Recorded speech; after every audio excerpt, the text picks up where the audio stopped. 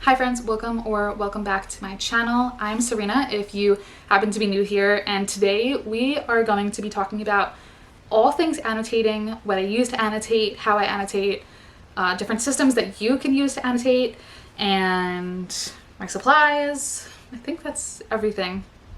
All the things annotations. So without further ado, let's get started. Let's just jump into it. We're going to start with the supplies that I use. So obviously for annotating, you're going to need tabs, sticky notes, pens, highlighters, whatever you want to use. If you don't want to do any of that and you want to just like keep all your quotes that you remember in a notebook, you can do that also.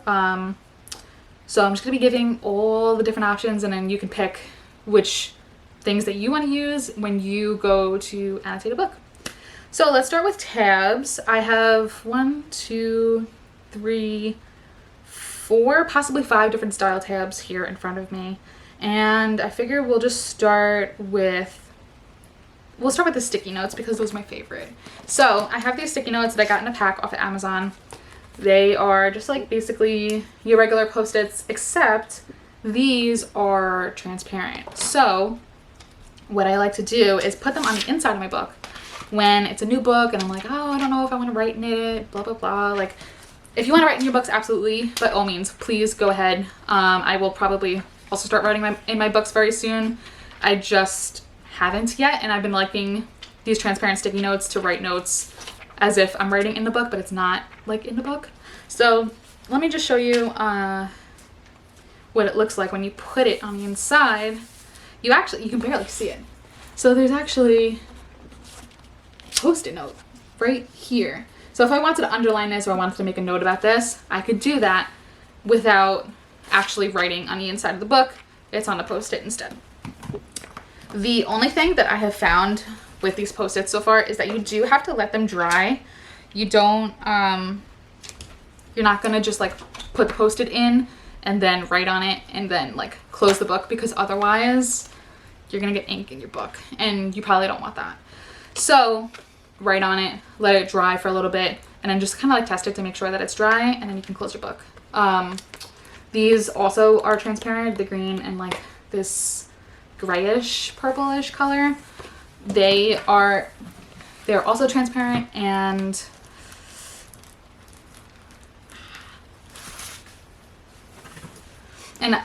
I have them in, I think, 1 or 2 other colors. I'm not sure where they are right now. I think I just have transparent, actually. Yeah, I just have the rest of them as transparent. These are going to be good for when I do my read of terms and conditions and the final offer, because that's where I'm going to be writing a lot and using the greens. So those are the Post-its, and then I have this size tab here. This is slightly bigger than the average tab size. So this is really good if you want to write just like notes. I feel like there's enough room, depending on your handwriting size, that you can get a decent amount on here and then stick it in your book. These are not transparent. They're your typical, if I can get one out, they're your typical book tab where it's kind of transparent, but not really. You're not gonna be able to see through this. So that can just go on the side of a passage that you want to make a note about. So that's these.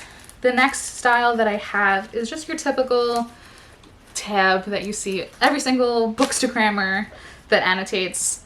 They most likely use these tabs. They are just from Amazon. They come in all different colors. So I have these. I have a whole bunch of them. I'm not kidding when I say like so many. I got a huge pack of them for my birthday, so I haven't run out yet, but I'm running low on some colors. So I have these purples and blues, more blue, and then there's pink and orange. So there's all different ones that you can go through, and I personally love matching the tabs to whatever book I'm reading. So like this one, I'm using Magnolia Parks as my example because it's my most tabbed book, I think, between this and November 9. Those are the 2 like in the running right now. But I did match my tabs to the cover of the book just because it was pretty and aesthetic. There's no rhyme or reason for how I tab, which I'll get into later. I just tab whatever I want. So before I get into that, the last two styles, I think, I'm just looking for my other one. Okay. So the last two styles that I have are these slightly bigger tabs. These are kind of like the green ones I showed before, except they are skinnier than the green ones, so there's not as much room to write. And these are not transparent either. They're just bigger and you can write some notes on them. And then the last style that I have is these round ones here that you can write on because of the white. And then you can either have the circle sticking out or you can have the straight edge sticking out. Oh, one more style, sorry. Last style are these with the white section here that you can write in, and then all the colors, you can have those sticking out. Or you can have the white side sticking out. But the white side is the sticky side, so I wouldn't recommend having those sticking out. And then I just have some more transparent. These are all transparent Post-its, and then these super long tabs. These are also really good for just underlining a line or two lines in your book because it's just smaller than the width of a book. So you can get most of the line on it.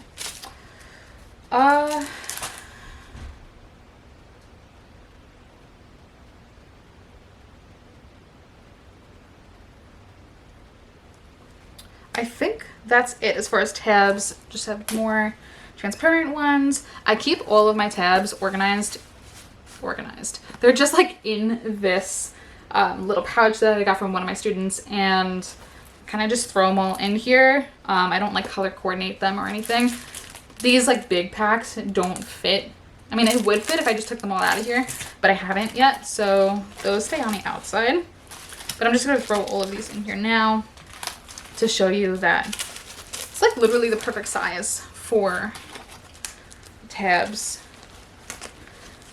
I highly recommend keeping them all like in a mug or in a little bag like this, just to keep them together and all in one spot, because I like to just pull out all my annotating supplies at once.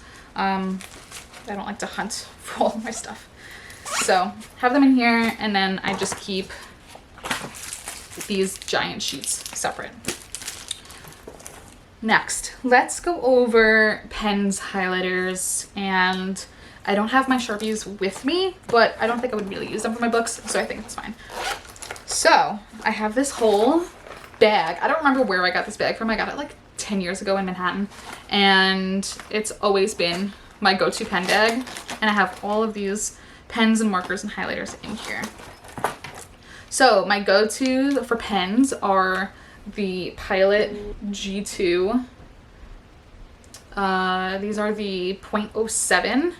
I love these pens. Yes, they're a little inky depending on the surface that you're writing on, but they're just my favorite pens. I've been using them since like middle school or high school, and I always used to lose them and get so mad, but now I'm really good at not losing them. So I have a whole bunch of black ones, and then I have some neon colored, or I guess like pastel colored and neon colored ones. And then I have all the standards like the pinks, the purples, orange, yellow. So I have these colors also. These are really funky. And more, but I'm not going to bore you with all the other colors I have. I also have developed an obsession with the midliners by Zebra. So they're the double-ended, bold and fine, mild ink. And again, I'm not going to show you like every single color I have because we'll be here all day. But this is what they look like. So you have the double edge here. So you have the chisel tip and then just like a marker side. So it's not like it's very thick at all. I actually really like the fine tip for underlining.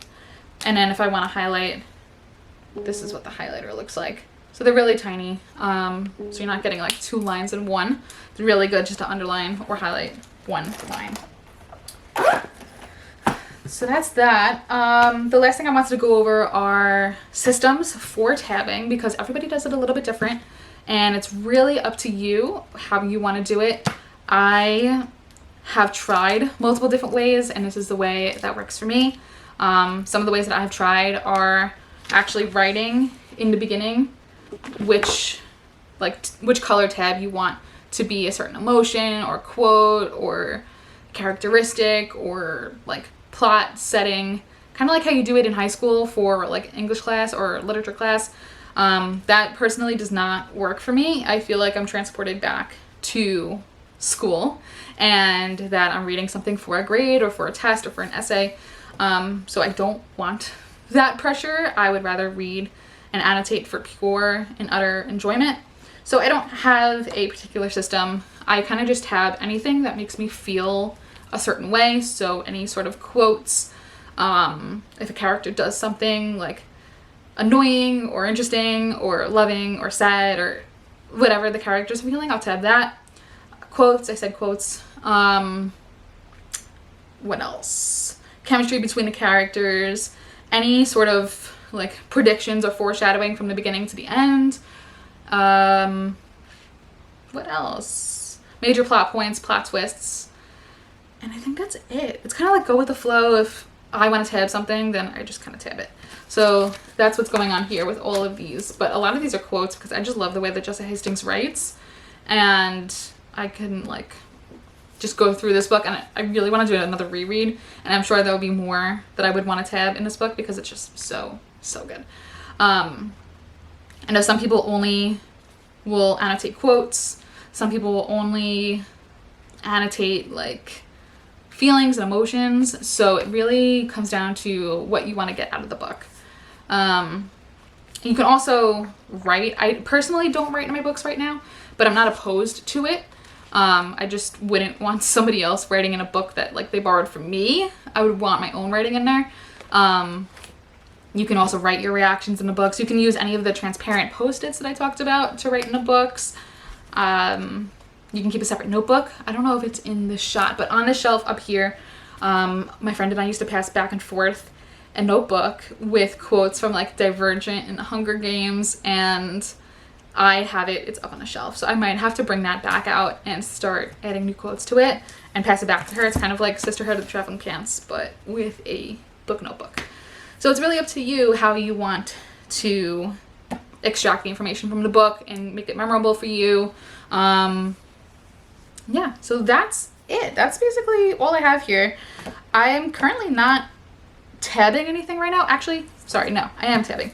I'm currently tabbing Twisted Lies. I just started it yesterday, so I have to pick up the pace with this since it is the end of the month, but I use the tabs as my bookmark, so it follows me throughout the book, and then that way I don't lose my tabs.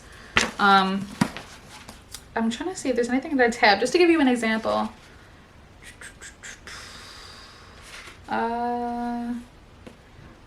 Okay, so here's an example of something that I tabbed from Twisted Lies. It is not a spoiler by any means. It's just the way that Anna Huang wrote it. I was like, oh, that's cool, I'll tab that. So it says, for a man I barely knew, he had more power over me than almost anyone else. So I tabbed that. I was like, oh, so something's gonna brew between the two characters in this book. So that is it for tabbing systems, what I use to tab, how I tab. If you have any other questions, drop them in the comments below. I would love to answer them and talk more about tabbing with you all. And if you have a system that I did not talk about, drop it in the comments as well as inspiration for other people that are looking to tab and just kind of navigate how to do so. So I hope you guys enjoyed this video. Don't forget to like, comment, and subscribe, and turn on post notifications so you never miss a video with me. I'll talk to you guys soon. Bye.